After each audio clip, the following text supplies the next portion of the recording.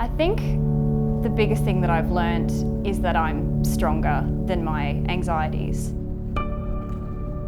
You're fighting a war within your own mind, and when you don't have a scar or a bandage to validate the pain you're going through, it brings this sense of weakness that I didn't anticipate how strong and how compelling a force that could be. My name's Bridget and I'm currently finishing my studies to become a lawyer.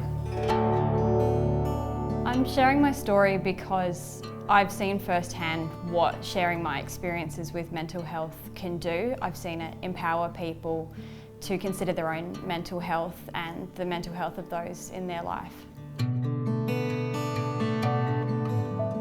I can recognise the sort of signs of an anxiety disorder from around the age of 10, which were triggered by some pretty intense bullying at school.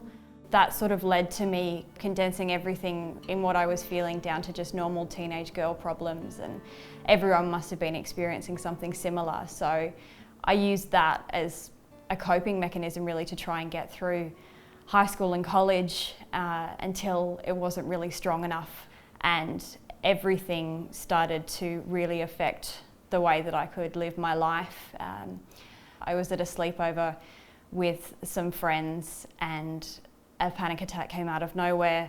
I was physically losing control of my body. I had an incredible friend who, just with the limited knowledge and skill she had around handling mental health, managed to calm me down, and I absolutely don't doubt that she saved my life that night.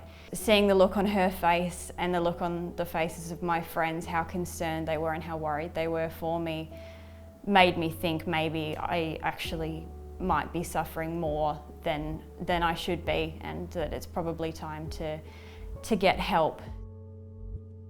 Their support and my family and the wonderful psychologists that I had were really like my army, because at that point I'd just been fighting the battle on my own, and I knew that I needed more people to help me win it. I have learnt that I'm stronger than my anxieties, and I've also learnt that even though I'm mostly out the other side of what was a really hard time of my life, that the anxieties will always be there. The thing that I would want people to think about is that you'll never regret asking someone if they need help or asking someone if they're okay. There's not a downside to that, and it's just important that we look out for each other.